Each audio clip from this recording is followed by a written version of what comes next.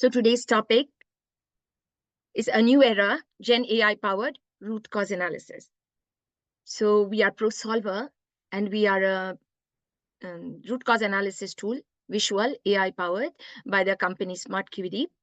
I'll just do 30 minutes of presentation, maybe shorter, and just cover a few topics, and then I would like to open it up for Q&A. So what is generative AI? Now, people here might already be familiar with some of this. However, I'd just like to, just go down to the fundamentals. It's basically AI that generates new content, right? So original content. It's like almost like a person writing something, but it can actually take a variety of inputs and it can generate a variety of outputs. So why is it even useful? Right. So like I mentioned, it can produce original content based on training data. So it all depends on how you train it up. That is very, very important. So it's kind of junk in, junk out. So it can process and interpret human language, answering user prompts and retaining the context. Right. So if I'm talking to Ron, then I have a context that Ron, hey, what did you eat today? Was it good? So there is a context when we have a conversation. So it can really understand a conversation and not just isolated sentences. Right. So this capability is very, very transformative in the AI chatbot area. Not just that, the next point, it can help with creative tasks. So if I say, hey, can you summarize this article for me? Or could you tell me a little bit about GenAI? So you can ask GenAI about GenAI. So you can, quiz it. You can say, can you solve this problem for me? What is ProSolvr? Very briefly, it's a visual root cause analysis tool with AI-powered insights. So what does that mean? Let's break it down. Visual means we have a visual interface. Yeah. So that means that we have some kind of a board, which is concurrent, shared between several users, shared with your team, and it shows a visual representation of my problem, right? Now, people that are familiar with quality processes will recognize this diagram or visualization immediately. This is known as the Ishikawa diagram or fishbone analysis or fishbone diagram. Some people call it even Fishikawa, which is a little funny, but it goes together. Ishikawa and fishbone becomes Fishikawa. So we have actually enhanced the fishbone diagram or the fishbone method. It's a time-tested method. It's a Lean Six Sigma quality tool for the longest time. What have we done with it? So we have not only made it online, like it's a digital fishbone. Moreover, we have added a lot of enhancements to it to make it compatible with the way teams work together on problems. So for example, it's collaborative. You can update it together. You can associate data with things like I can upload an attachment. I can assign a cause to somebody for investigation. I can layer it. So complexity systems are getting very complicated. The fishbone analysis is not very good on pencil and paper, right? Paper and pencil, if you try to draw it on a blackboard, it's not very scalable, right? So it kind of gets lost after 2 levels. So here you can drill down. So here is the whole tree, if you will, and then you can actually see the whole picture here, and then parts of the fishbone, parts of the problem. Maybe I only look at material. I'm the material expert, so I would look at my section of the problem, and that is perfectly possible in our tool. We have also added AI-powered insights. Just very briefly, let's say I've solved 3 problems where I have this issue, like my airbag failed, right? Now, today, if I wanted to say, what is the cause of airbag failure? Most common cause, give me a distribution, right? Most tools will not be able to do that because they would have to analyze the data, or you'd have to write custom logic or pay consultants big money to get you this data. What is the frequency distribution? Which causes here are most likely to cause this failure? Now, that question, even the simple, is very expensive sometimes to compute. In our case, it's integrated. The AI recommendation engine comes with it. So we actually do similarity analysis of problems. And we can say, well, you saw 10 airbag problems. Out of them, 3 of them were because of damaged spring. 2 of them were because of sensor malfunction, whatever it is, right? So the insights are really, really great to get you started on the 11th airbag failure problem. The enhancement here we have done is that our AI recommendation engine can understand the fishbone data and give us suggestions. So that is what is unique and powerful about our tool. It is also based on Lean Six Sigma principles. So for example, we have within Lean Six Sigma, right? So Lean is, I assume people are familiar with these terms. Lean is all about reducing waste, and Six Sigma is about reducing defects, right? So when these two come together, it's really a very powerful framework. It defines certain principles, and one of the principles is whenever there's a problem, not only do you have to do root cause analysis using certain tool. This tool is, the fishbone analysis is a recommended tool by Six Sigma because it's lays it out very beautifully, very clearly, very compactly. So that is there, but there is more to it. Once you find the cause, you have to fix it. So root cause analysis involves corrective and preventive actions. You may know this by CAPA. That's a term commonly used, CAPA. So CAPA tracking is also integrated with our tool. What do you do after you find the cause? Let's say I found damaged spring is the reason why my airbag failed. So in our product, you can say, I'm going to replace the spring.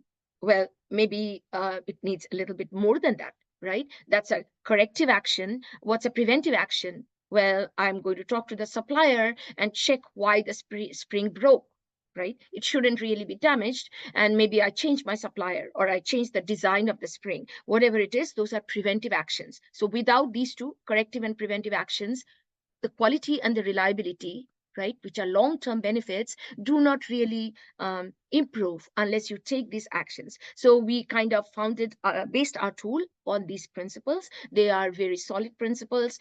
They are time-tested, and there's no question that, it's of value. So we have the CAPA tracking and the AI insights built in with our tool.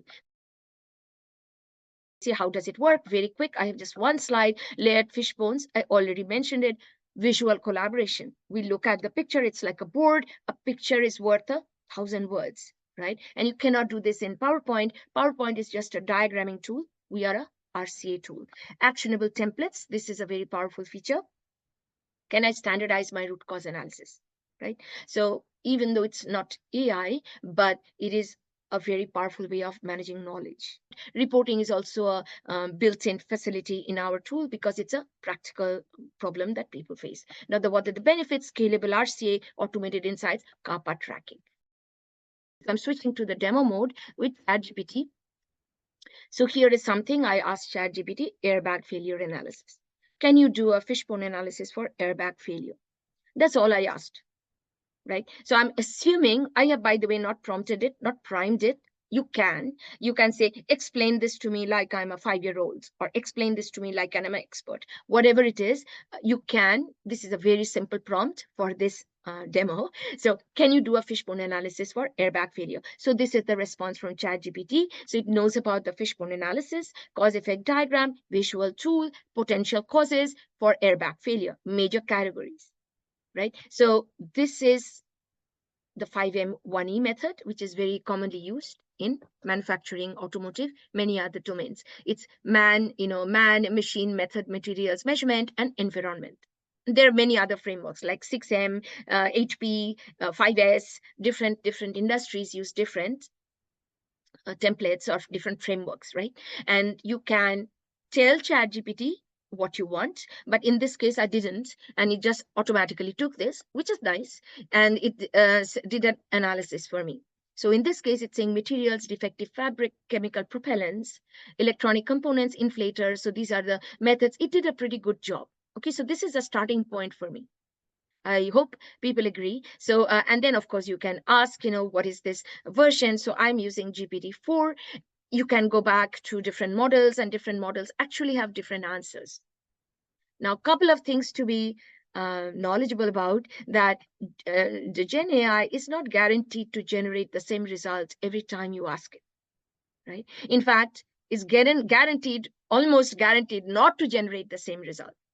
But as long as it follows certain methods, I think this is valuable information. Fishbone analysis for airbag failure. These are the main things. So, for example, let's say people issues. Training could be a problem. Maybe it was not installed correctly. Human error, mistakes made by workers during manufacturing or installation. Communication, right? Poor communication experience. So I hired a newbie, asked him to install the airbag, him or her, and basically this is a critical life-saving device, and they didn't have the knowledge to properly install it. It could be environment. This is, by the way, a very important thing.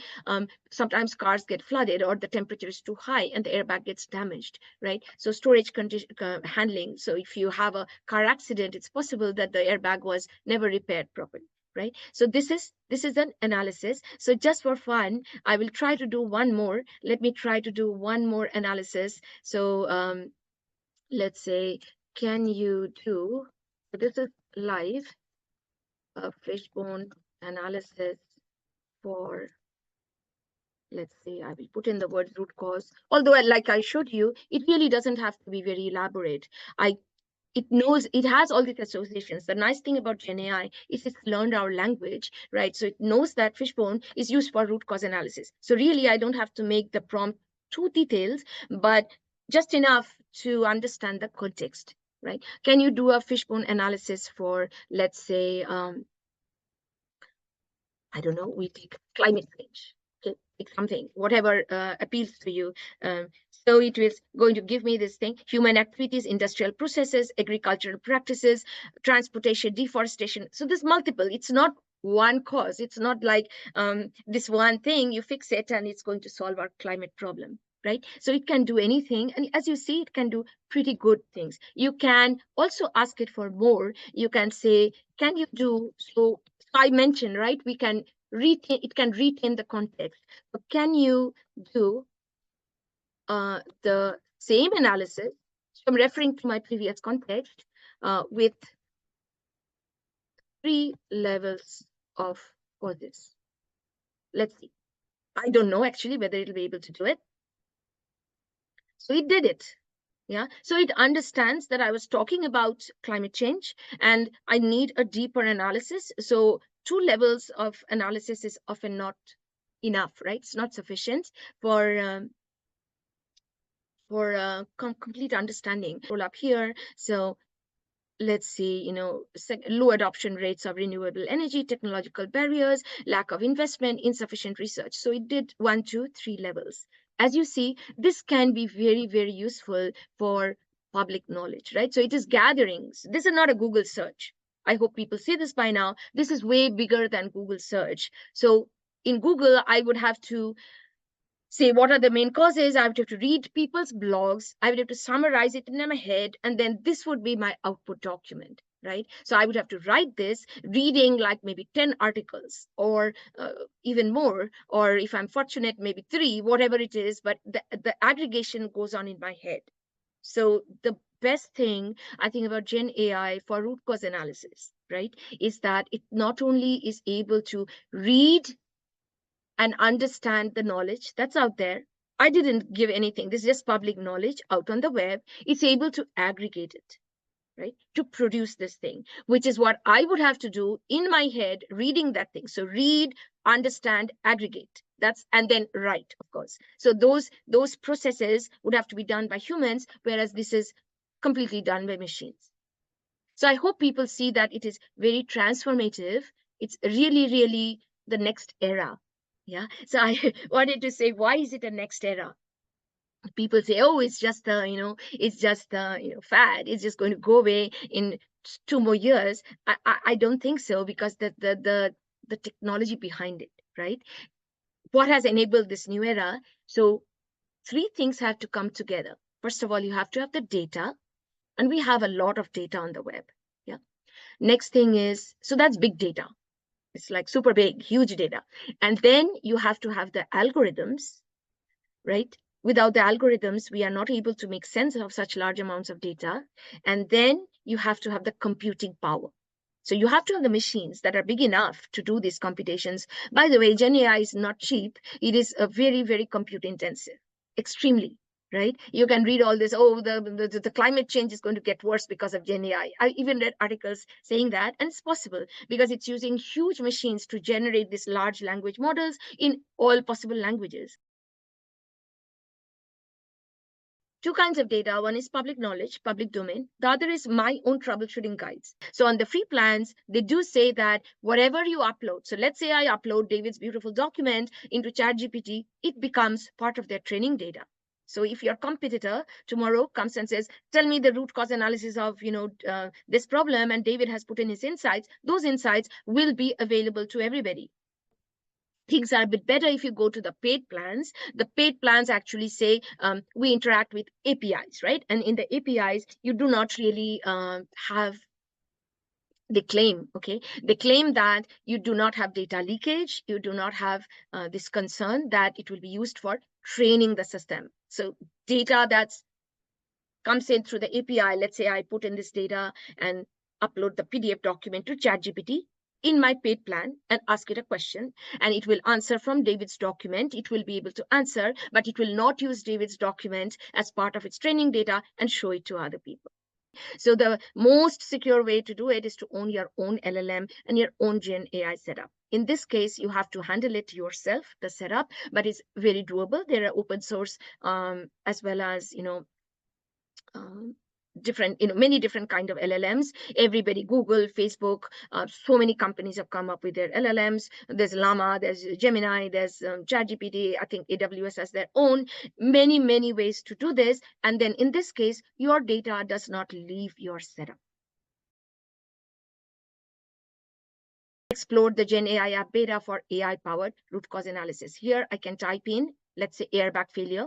I'm continuing with the same example so we can relate. So all you do is say analyze, and then it says generating fishbone diagram, right? So we already saw that ChatGPT can generate great data for us, which is a good starting point, right? So let's see now what happens. So it generated something and it calls ProSolvr.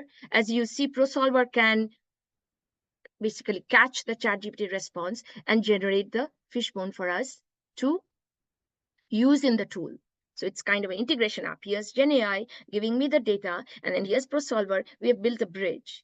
So I can read any problem. So you type in climate change, you want a fishbone analysis, and then there's some text to go with it. And then we can send this data over to ProSolvr, right, to generate the diagram. Now, you can generate other diagrams too, like using DALL-E or have ChatGPT, some kind of app to draw the picture. But ProSolvr is much bigger than a picture. We talked about it. ProSolvr is a collaborative tool, which is smart fishbones. They actually understand the data you're putting in. They understand collaboration. It understands, basically your problem solving process. There is integrated actions tracking. You cannot do all that in ChatGPT. So you need a bridge. So let's see. So once you do this, so this tool will let you actually drop into our product without login, because I know people want to try. So this has been our thing. Let people try it. So this is basically the whatever came from ChatGPT materials. This is information from ChatGPT. We've just created a template in our tool and basically showing it to you for use, and you can sign in, sign up to use this fishbone in your own account, right? So it kind of really makes it easy. You go to ChatGPT, you go to our web page basically, which has some kind of LLM behind it. I'm not saying we're going to be ChatGPT forever. So we go into this thing, and then you can sign in, sign up to use that template. Now, again, the data privacy issues will come in. This is private knowledge, but what if this is public knowledge. What if we want to use private knowledge? So we will allow that. We will, in your account, it's coming, it's on the roadmap, and we will be able to have you upload your own file without risk of that data going elsewhere to any other account or even outside the system.